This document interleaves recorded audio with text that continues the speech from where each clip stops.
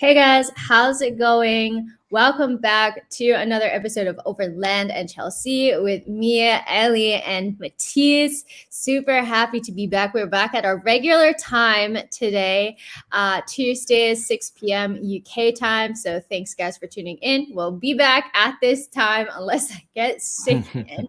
But Matisse, thanks so much for joining as usual. How's it going? I'm very good. Very good. I'm looking forward to Champions League tonight, and obviously Chelsea play Thursday. So, I mean, there's so much games going on. The fixtures are just crazy right now. It's literally, we're just being bombarded with football, but it's good. It's good. I was tuning into Everton Tottenham yesterday. That very one-sided. Frankie Lampard. It's a long day. Long day for Frank. Oh my God. I know, like you're saying, I really can't keep up with the football either. Like there's so many games going on and it's like every day there's something. Um and it'll be the evening and I'll be like, oh my God, I can't believe there's a game on. Yeah, Everton, are they in danger of relegation, Matisse? 5-0 against Spurs. I need to get Harry Kane back in my fantasy team, I feel like after he got a brace. I'm kind of ruining it at this point, but what do you like? I know we're meant to talk about UCL, but quickly, Everton. Yeah. Are you worried for I'm so surprised that they're in the situation that they're in right now. Yeah. And just let me pull up the Premier League table just for an updated. Everton are 17th. I think 1 or 2 points above Burnley.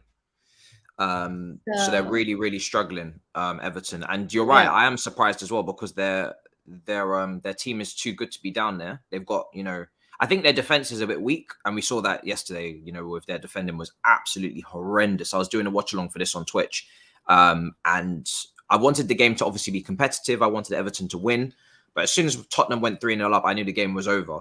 And Michael Keane and Holgate's positioning at centre back was atrocious. The entire defensive structure got ripped open, if there was any structure to even begin with. And that was obviously something that we spoke about a lot when Lampard was here, is that all of our defenders looked a bit mediocre.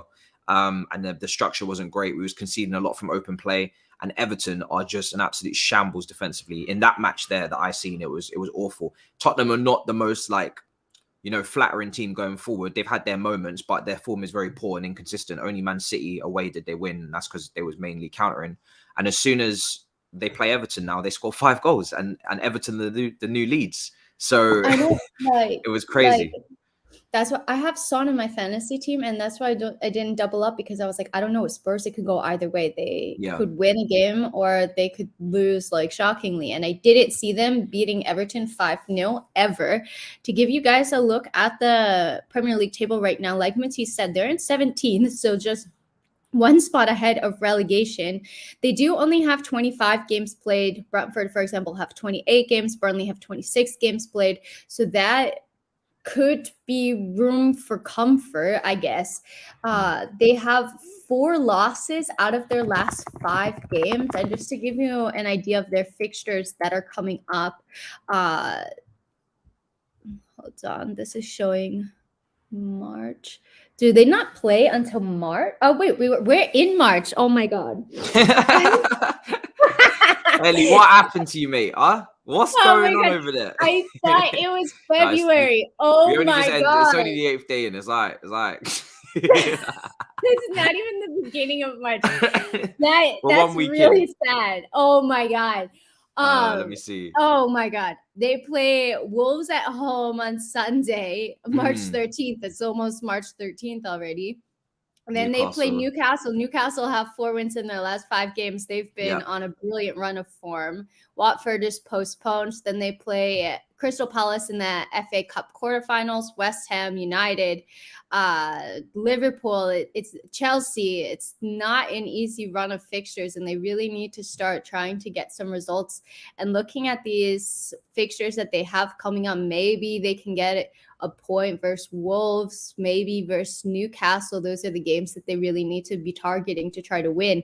But it's not looking good. It really isn't looking good for Everton. But are you worried that they're going to get relegated, or do you think that they will be safe at the end of the day? I think there's a massive worry they'll get relegated. My prediction was it would be Brentford or Leeds. That was before Leeds sacked Bielsa, because I feel like Bielsa, as much as I rate what he's done there to bring them from the Championship, then finish mid-table, I do feel like he's not setting his team up to obviously, defend in some sort of relegation battle. He's still sticking by his principles, being very stubborn. Then they go and sack him and get Jesse Marsch. They lost by 1-0 at the weekend, so a little bit more resolute of a performance, but a long way to go. Calvin Phillips is injured. Bamford is injured. That's a big blow for them. Not sure when they'll be back. And then Brentford as well have just tailed off massively since the decent start they made at the beginning. Everton, I didn't put in that. I think Burnley will escape. I didn't put Everton in that just because, like you, I think they've just got too many good players to go down. You got Richarlison, you got Calvert-Lewin, you got Van der Beek that you just brought in, you've got Gray, Townsend. Like, going forward, they've got enough players to score loads of goals and get out. It's that defense that just looks horrendous. And obviously, we know Lampard as a manager defensively is not the strongest. That's why he had to bring in Anthony Barry from Wigan, who we still have. So I'm not sure what Everton are going to do. I still don't think they'll go down, but if they've never gone down in their history. If they do go down, it will be embarrassing for them, and it will mess up their club massively financially. They're trying to build a new stadium. They're in the works of doing that.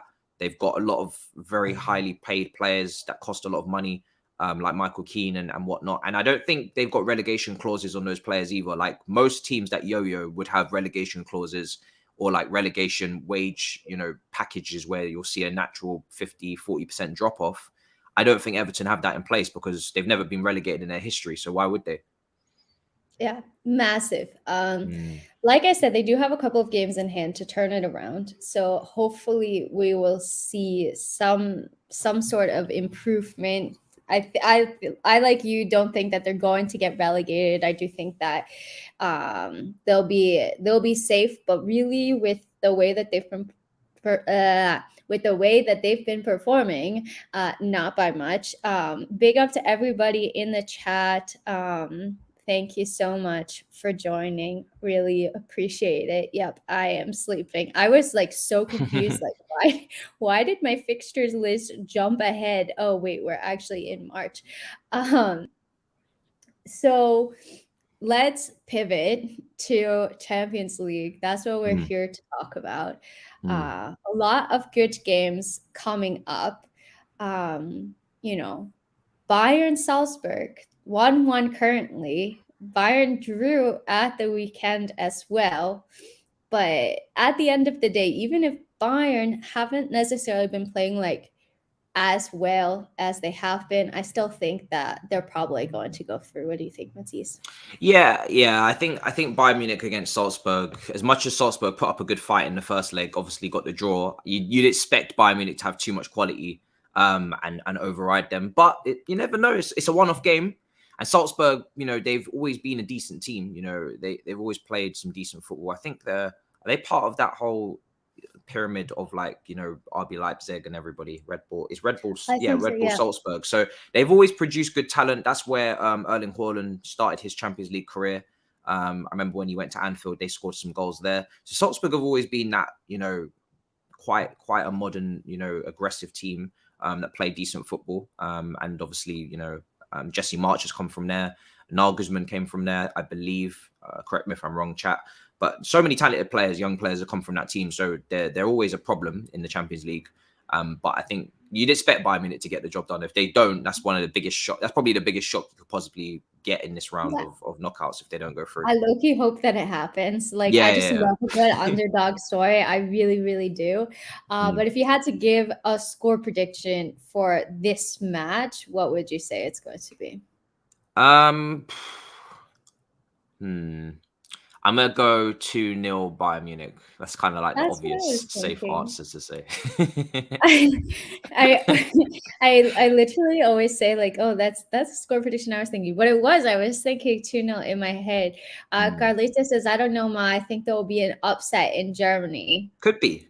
Like the tie is wide open. I don't know Salzburg's team too well, because obviously I don't watch Austrian football. I'm just looking at their team now in terms of who they played in the first leg. Let me see. It's an interesting one. I mean, Bayern Munich. Again, I haven't been following Bayern Munich over the last couple of weeks to see the form that they're in, but I do believe that, you know, it's the type of game where Bayern Munich have been setting up in a really weird, overly aggressive attacking manner in the games that I've seen. Like, they play like Pavard and Lucas Hernandez as like part of a back three with Saul, and then they go with like a pivot. Sometimes they don't even go with pivot. Sometimes they just go with one DM, and then all I see is attacking midfielders. And I'm just like, where's the balance? Do you know what I mean? Like, it just feels so attacking. They've got Sané, they got Muller, they got Coman, they got Gnabry, they got Lewandowski. They got so many attackers in the team. Sometimes I'm just like, where's the balance? Where's the defense? Where's the structure? But apparently they've been in terrible form, according to some guys in the chat. I'm going to take a look in just roughly where they've been doing in the Bundesliga, because usually in the Bundesliga you just make the assumption that the league title is basically done over there. They are 9 points clear of Dortmund with a game in a game played more. So that again, Dortmund have been a strange team this season without Erling Haaland. I just watched them lose to Rangers, so I don't know if they're really seriously about this Bundesliga title life. They drew with Leverkusen over the weekend, 1-1. So I don't know. They're ticking on. I would say they're ticking by. I wouldn't say they're in terrible form. They're just ticking by. So we'll see. But I do think Bayern Munich will probably get through. Yeah. Yeah, I would really be surprised if they wouldn't go through. Another game that is going to be on tonight, I think I'm going to be watching this one, is Liverpool Inter. I know you were just on an Italian Twitch stream talking about this. In the first leg, I felt like, yes, Liverpool, kind of like held off, did the job, but I felt like Inter had so many opportunities that they missed and they didn't take advantage, and they're going to be absolutely kicking themselves for like not taking advantage of their home team advantage. And I felt like this game could have gone very differently. 2 goals, it's a lot for Inter to overcome. They're also going to be away at Anfield. But we've also seen this season that, Liverpool can concede goals. We've seen them go ahead and then not be able to defend the lead. I do think, like, at the end of the day, it's going to be too much for Inter to be able to tackle. But what are your thoughts on this game? How do you see it going? Who do you think the key players are going to be? Well, I mean, Liverpool in ridiculous form. I think they've won 12 games in a row or something stupid like that in all competitions. They obviously just snuck past West Ham there at the weekend, but sometimes the performance is not going to be great. We know West Ham are a good team, but they are a problem going forward. I'm obviously now dreading going back to the Carabao Cup game. I'm not even going to mention it, but Diaz, Salah, Mane, Jota could play this game. Firmino, the attack that they have is ridiculous, and you're kind of like asking Inter Milan to keep a clean sheet. And this is what I was saying to a lot of the Inter Milan fans on Twitch, is that, when you don't get a goal against Liverpool at home, to go to Anfield, they will give you chances, but you will nearly 100% concede. I have no confidence Inter Milan will keep a clean sheet against Liverpool at Anfield. I really don't think that's even possible. Now Liverpool do give chances, although defensively they're still been pretty good this season. They got a lot of pace. They played a high line, but Trent on the right was kind of exposed a bit by Perisic at times. And they give a lot of one-on-one opportunities to Alisson to bail them out because they're so aggressive going forward. So, but they don't have to be. That's the key here. They rested some players against West Ham. They don't have to be aggressive. They're 2-0 up. They can kind of be a bit more conservative, although I still believe they're going to try and, get a couple of goals past Inter and kill this tie off. But to stop all of those attacking weapons from scoring, I don't see that happening for Inter. And they would have to be ridiculously clinical as well with Eden Dzeko and Martinez up top. They've been good, obviously, this season. They're second in Serie A. I think they're just 2 points behind AC Milan with a game in hand. So they are having a strong season. But I think it's better for them to probably prioritize the title race against their Milan, rivals versus than trying to chase this Champions League dream that, for me, is just not on. It's not going to happen for them. And I don't think they're going to get past Liverpool at all. Liverpool are Champions League experts as well. They're very good in this competition. Very, very good. Great knockout team. All Liverpool fans will tell you that as well. And it's like, I just don't see them being able to match the intensity and the energy, especially at Anfield with the crowd and everything, which is kind of sometimes overstated because they do sing "You'll Never Walk Alone" for the first 5 minutes and then shut up. But that is a deafening 5 minutes. You know, it really is. It really is a deafening 5 minutes. Some people talk about maybe because Wembley was too big, but Liverpool's atmosphere, sometimes they do love to sing that song. But like, I wouldn't say that atmosphere was like crazy, but then again, the atmosphere of the game, it was good from both teams. But I'm just saying, sometimes a bit overstated. I thought Chelsea's atmosphere was matching Liverpool in the cup final. But it is what it is. I know a lot of people comment us for our atmosphere, I feel, but that's funny. I really like this comment from Pranav that says the first goal will be crucial in this game because if Inter can manage to get on the front foot early and somehow sneak a goal, I think that Liverpool are going to try to attack. We know that they do concede chances. They do have space since they play wide up, especially if you target Trent Alexander-Arnold, who's brilliant going forward, but defensively he can be a bit suspect sometimes. If Inter get the first goal, it could be game on. What do you think? It could be game on for sure. I always think Liverpool respond immediately if they do go a goal down. The thing is that they had their chances in the first leg. I mean, half chances, not great chances were created in that first leg. I watched the game and it wasn't great. I'm not going to say it was great until obviously Liverpool got their goals. So, you know, they were very unfortunate to lose 2-0 comfortably. I was saying I don't really think Liverpool played brilliantly in San Siro. Not that they have to because they're away from home in the Champions League, but I feel like 2-0 flattered them. You know, I don't think they had great control over everything. You know, I just think Inter Milan were a little bit toothless going forward in that first leg. They didn't really take the next step to make the chances like big chances and then potentially score the goals needed. There were always like moments they were having, but not anything clear cut. But I don't think Liverpool were brilliant. They just, you know, I think they made maybe a few changes and then later on in the half they managed to get two clutch goals and kind of not kill off the tie. But I mean, if it was on away goals, if that rule was still in place, probably they are killing off the tie with this 2-0 win. But because there's no away goals, that's probably what keeps this alive. Not even the fact that it's Inter Milan. It's just the fact that the rules have changed. I think it keeps it alive slightly. But yeah. Yeah, I felt bad for Inter because I felt that they did well against Liverpool, who I think are contenders like to win the league and in the Champions League again this season. And I felt that like you said, they just didn't take their chances, and I was just like, oh, you had it there. Like they could have perfectly scored and they didn't, and now I think they're going to regret it. Score prediction for this match, Matisse. Well, I'll go first because, and then you can tell me what yours is so that I'm not always copying. I'm going to go for 3-1 to Liverpool. Okay. 3-1. It's a solid result.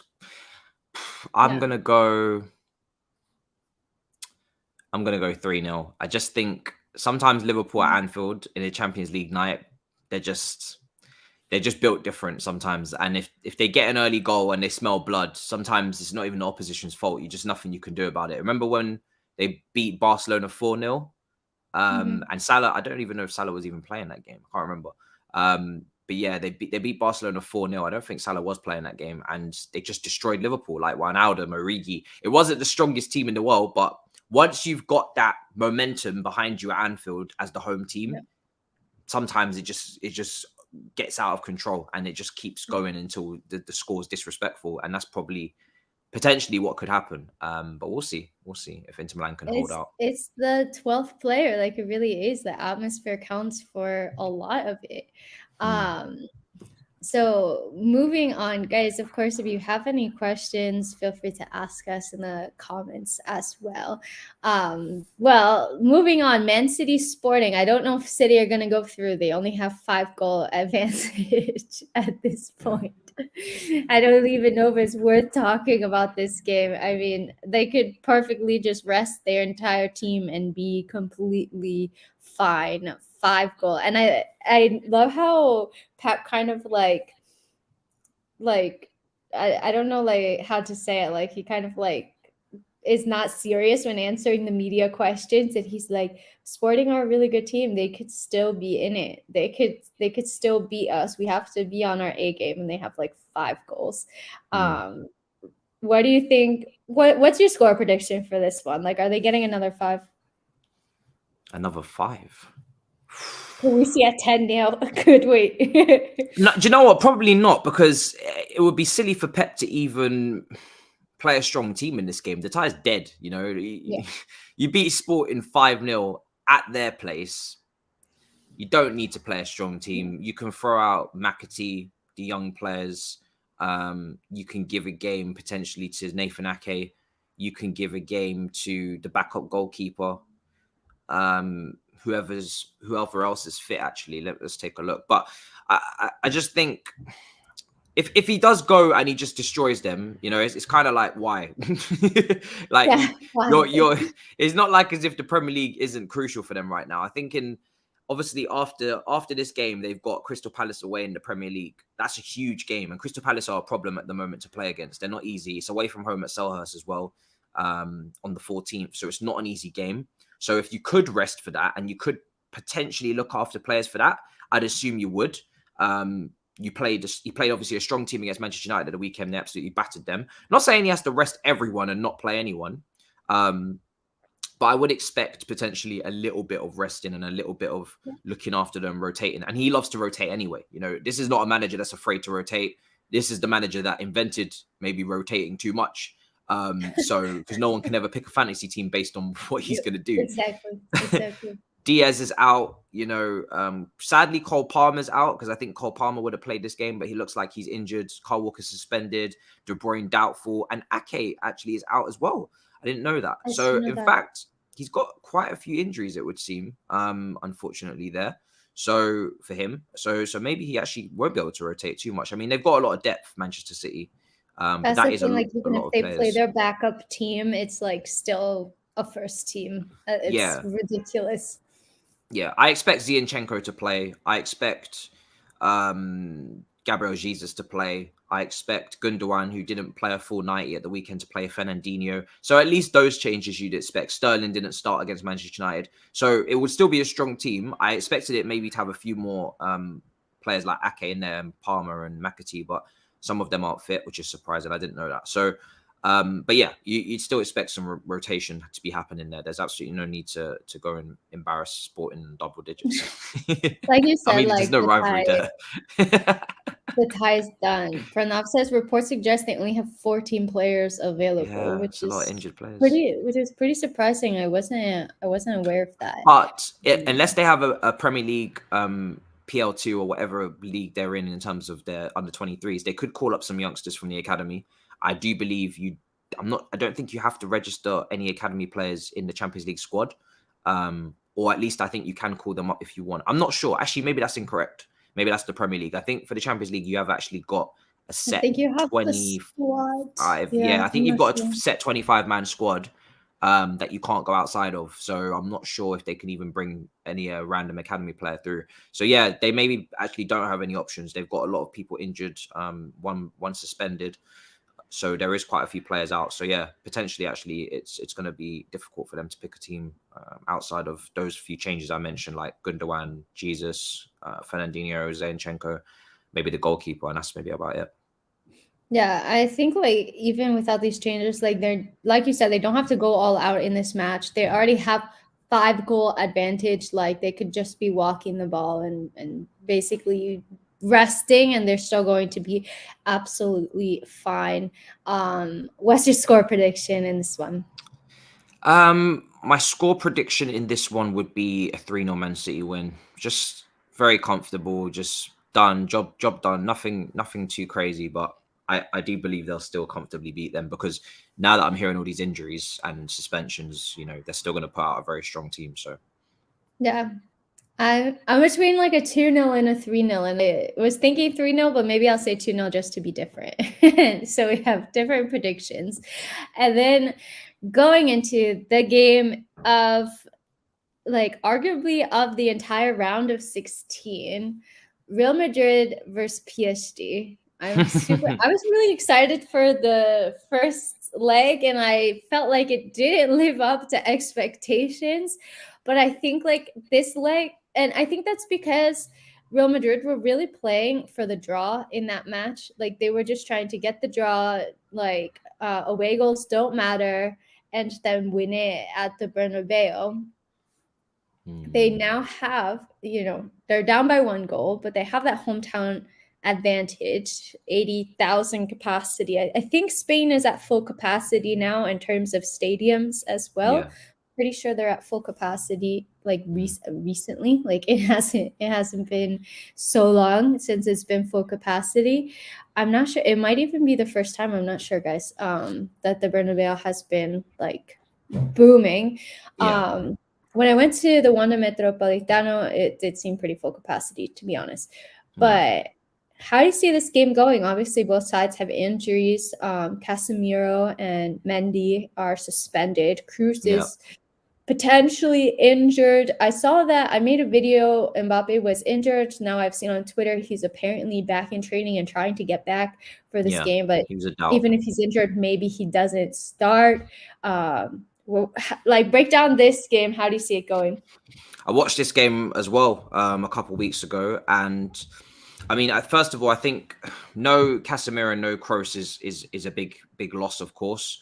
But what I will say is from the first leg is Kroos and Modric, they didn't have the legs. They got outrun by Verratti. They got outrun in midfield by PSG's midfield. They looked very leggy. And I think that failure to get their foot on the ball and control that match really led to PSG just dominating the match. Real Madrid didn't have a single shot on target in that game, which is really frustrating for me to watch. Such a big, high-profile game, and it wasn't great from Real Madrid at all. They were very defensive, very conservative. Maybe because the away goals rule is not there. Getting an away goal doesn't mean as much anymore as it used to. But still, I expect Real Madrid to do a bit more. Mendy is also out, the left back, which is huge as well. He's been very important for them down that left-hand side. So he's not available. I just think the way PSG, for me, have kind of at least improved, and they're a lot more balanced now. Because my criticism of PSG before, where they're very lopsided towards the front end with the talent, but then the work rate isn't there to help them in defensive shape. And I thought against Manchester City in the group stage, they were awful because they didn't have any sort of defensive shape. The three of them were lazy up front, and then you can't defend with 8 men versus Manchester City's 11. It's just not fair. And I thought that would cost them. However, they seem to have got a bit of the balance. I mean, Neymar didn't start in the first game, so Di Maria did, and that helps bring a bit of a link between the midfield and the attack because he works a bit harder, or a lot harder than Messi and Neymar will off the ball. But Mbappe is the key here, because if he plays, then for me, PSG will definitely win this because he's been carrying their attack this season. He's the top scorer for them, I think, and he's literally the only attacker that's giving consistent output in terms of the finishing, and he's just very direct. But Neymar, Messi, this is what they bought them for, the Champions League. They didn't buy them to really, wreak havoc in Ligue 1. They're going to wreak havoc in that league anyway. So if they deliver in the Champions League knockout stages, then they'll consider it money well spent. If they bring home the trophy, that's what it's all about. So I'm expecting them to be a lot better than they have been. I think Messi's, actually been in decent form recently. I know he's still numbers wise nowhere near the heights he was reaching, but he's got a lot of assists. And someone told me that he'd actually hit the crossbar more times than anyone else in Ligue 1 this season, something like 14 times, or he's hit the post or the bar like 14 times this season, so it's a bit unlucky. And Neymar just needs to stay fit because this guy continuously gets injured in the latter stages of the Champions League. It's the most frustrating. I love Neymar. So frustrating that he's always injured when it counts in these latter stages. So yeah, I think PSG are good value for money to win this, to be honest. There's too many players missing for Real Madrid. For me, the midfield could be a little bit inexperienced there. Your Camavinga comes in, Valverde comes in. Dybala was a doubt, but potentially now could start. I'm not sure. I think he was a doubt over the weekend. I'm not sure what happened there. I think he was out. So yeah, I mean, I'm going to go PSG to win it by 2-1. But I'll never count out Real Madrid completely because it's Real Madrid. And the thing that I find interesting is like PSG lost at the weekend against Nice. They have since like the 3 games that they've played, in the league since that UCL game. Mm. They lost 2 games out of 3.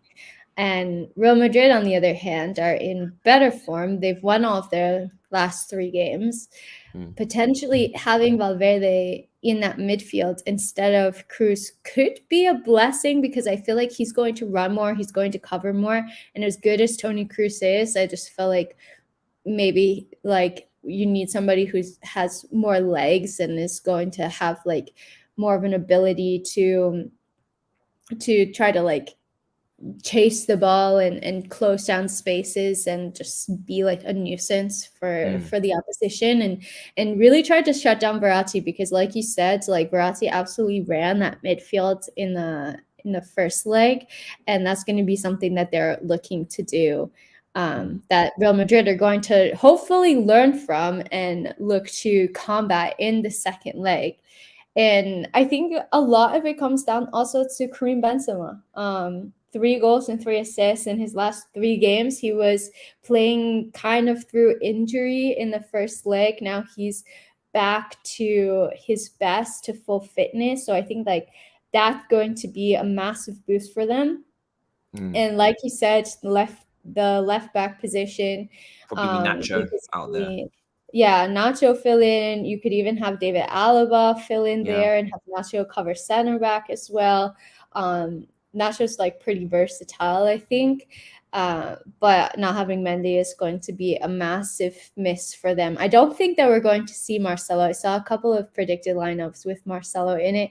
I saw this stat last season, like, and keep in mind this was last season. It was like out of like X games that Marcelo started, like PSG lost or didn't score in like many of them. It was like pretty crazy. So I don't know if we're going to see him. But I don't know, like given that it's at the Bernabeu, they're in better form. I don't know. I also like low-key want Real Madrid to win, because I like covering like the Madrid teams, and it's of course, good for I know. me. I was waiting for you to tell me about this bias towards the capital. So, and I don't support Real Madrid as a team. Obviously, I support Chelsea, and if I had to pick a team here, I prefer Atletico. But both would be better, because potentially more work, potentially more Chelsea. So you know, near you, it only makes sense. 100%. I would agree with you completely. I'm gonna go for a 2-1 win to Real Madrid. No, taking it to extra time. Yeah. No away goals. I know, no away goals.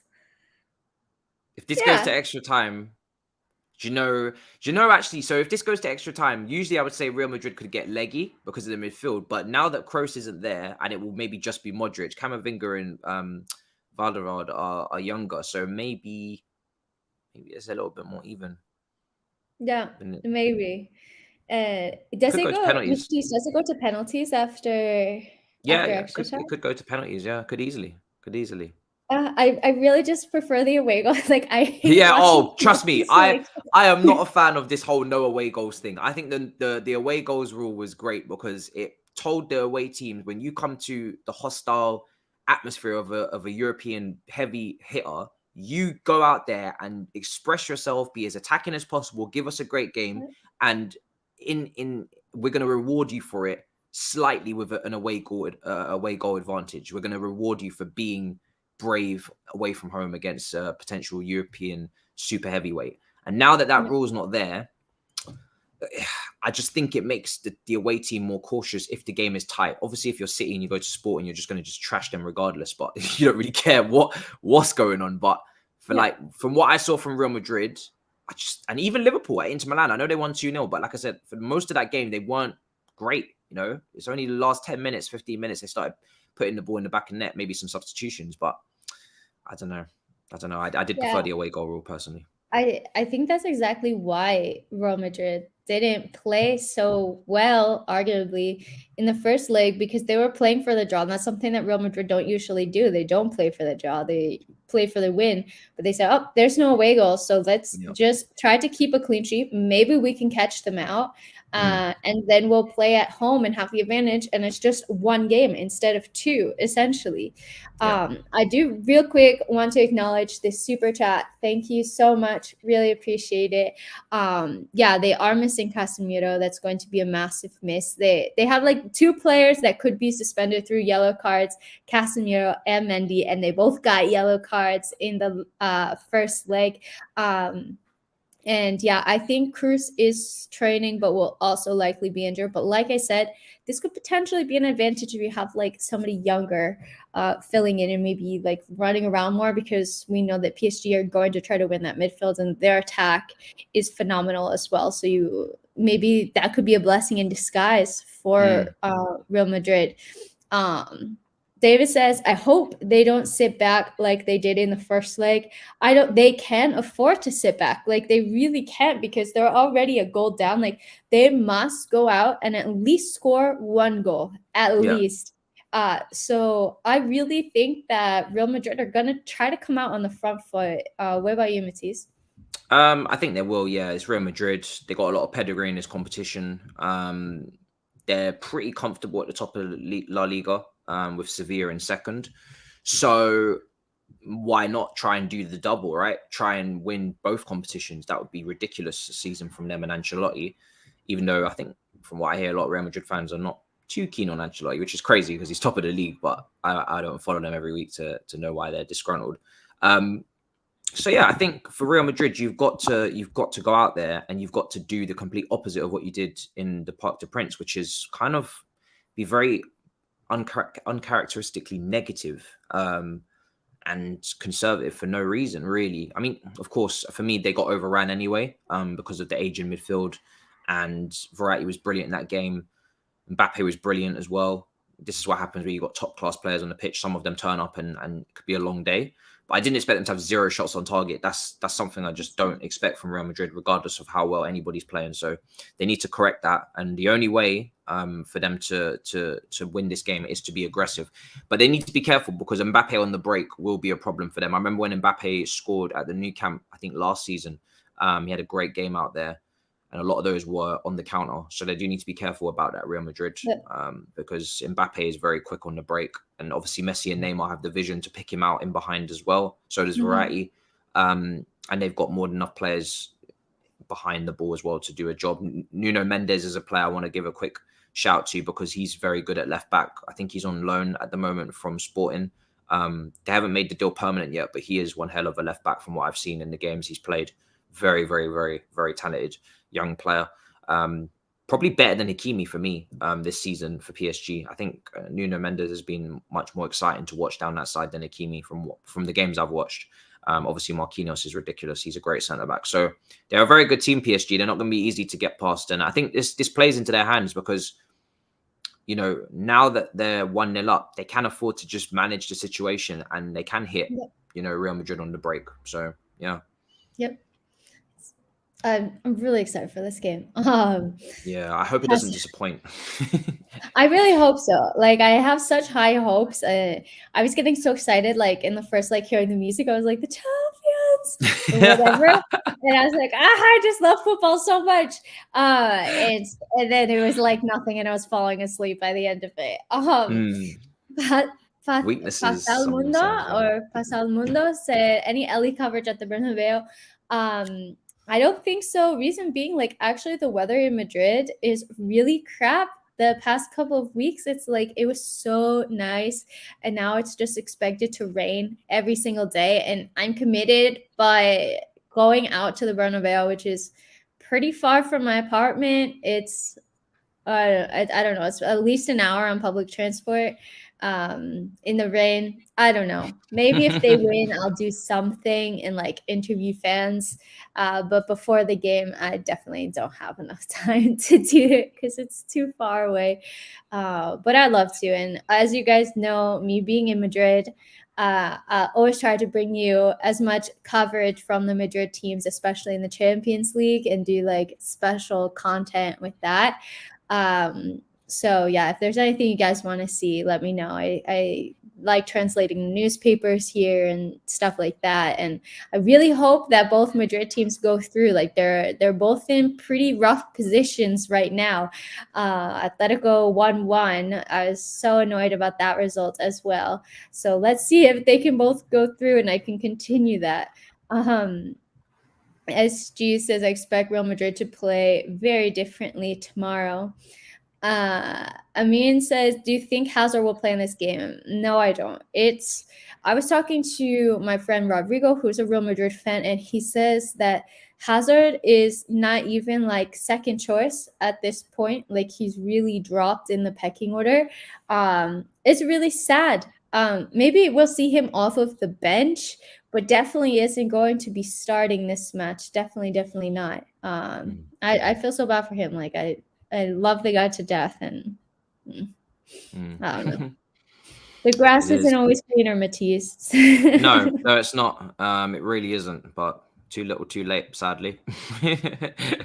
I know your stance on Hazard, but I just have like a soft spot for him. Yeah, I know, but I can't help it.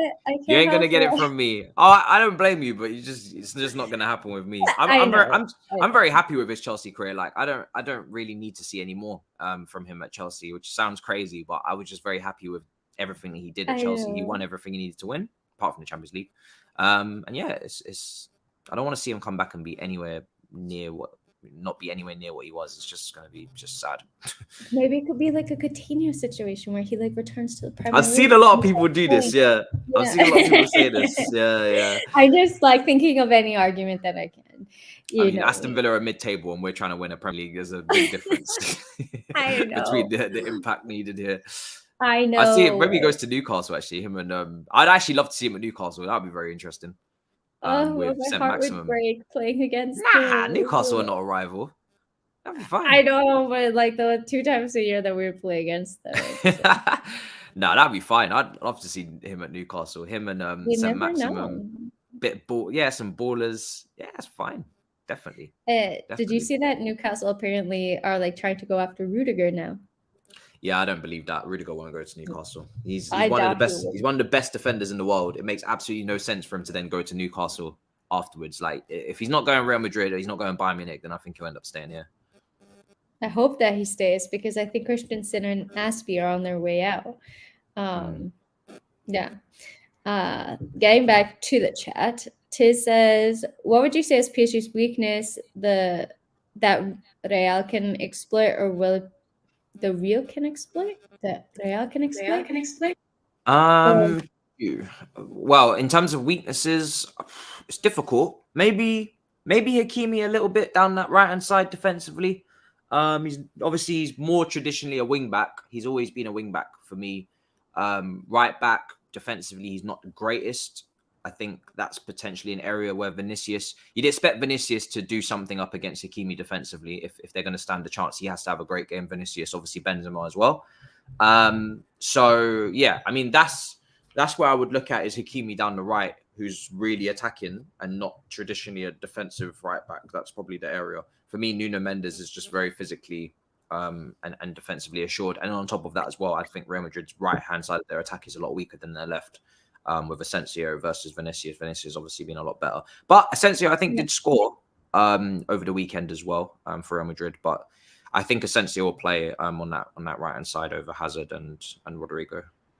Yeah, I think so as well. Just to add to that, I feel like for me, it's always been that they have like these attack, like this, like arguably on paper, like the best attack in the world.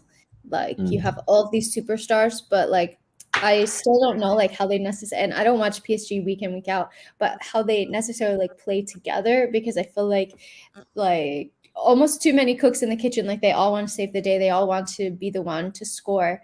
And like you said, like defensively, maybe they're not going to track back as much. So that's something that I thought about as well. Yeah. We gave our score predictions, right? You said 2-1 to PSG. Yeah. And I said 2-1 to Real Madrid. Guys, let us know what your score predictions are Do you think it's going to be an interesting game? I sure as hell hope so, because I'm hyping this game up a lot. And let us know who you think is right. We're on opposite sides. We've agreed on all of them, but this one we have not. So let's see. Let's see. Just waiting. The comments are still talking about Hazard. That's fine. I'm always like delayed. Like I'll go on to talk about something, and then a couple of minutes later, it'll move. Well, guys, I think this was a very covered preview. I'm going to bow out now and eat dinner. You can tell when I'm hungry because I end the streams a little bit earlier than when I'm not so hungry. But it's almost 8, and I need to eat dinner. Lots of football on this week. Really exciting. Yeah, if you are watching, make sure to drop this video a like, comment on it so that other people can find it. Subscribe to the channel as well. And Matisse, as always, thank you for joining. We're here every Tuesday at 6 p.m. And let everybody know where they can find you. Plug whatever you want. Yeah, I mean, MAH or Matisse Armani, definitely check out the Twitch. There's a lot of content going on in there at the moment. Lots of watch-alongs. The Everton-Tottenham game yesterday, which basically turned into nostalgia, talking about our favorite shows that we used to watch on Disney Channel. So it doesn't just stay football related on that. What's your favorite shows? We were listing them on the different channels. We started speaking about like Recess and Sweet Life on Zach and Cody. We was going through one big nostalgia on Twitch. Like literally, it was such a great stream. Because Everton were getting themselves dragged apart. We were just like, listen, the game's done. We're going to start talking about something else. So definitely check out the Twitch. Loads of content coming up there. That's where the Chelsea watch-alongs are as well, if you want my reactions to that. And yeah, YouTube, as always, daily content going up on YouTube. And we're going to start trying to cover not just Chelsea, but a few of the other teams in terms of at least some match reactions and reviews to those games, those big games. I did one for the Manchester Derby on Sunday. And I'm thinking of probably doing PSG Real Madrid tomorrow, just to give a little bit more different football clubs on the channel, not just Chelsea all the time. Obviously, I've kind of started that with the rival shows anyway. So yeah. I'm the same. That's why we talk about Champions League on here as well. I think like a lot of people are here for Chelsea, but I also love talking about the other teams, and it's good to expand, guys. So yeah, I agree. Matisse, it's always a pleasure. We always have a good time. Teletubbies are clear. Yeah, this debate was going on. Teletubbies versus Thomas the Tank Engine. It was a long debate. I think I managed to win though on the poll, so that's what matters. I just remember like the baby and the sun, like that always freaked me out. Yes. All right, guys. Well, have a great rest of your night. Thanks so much for tuning in. I hope that you enjoyed this Champions League preview. I hope that you enjoyed the football. Like I said, make sure follow on socials, all of that. Thanks to Matisse. Make sure to follow him as well. He's been very busy. He has so many videos on YouTube and like 1 billion on Twitch. Like, I don't know how you do it. But he's always putting out top-notch content. So make sure to follow him if you're not doing so already. All right, guys. Hope you enjoyed this stream. And until next week, we're out. Bye.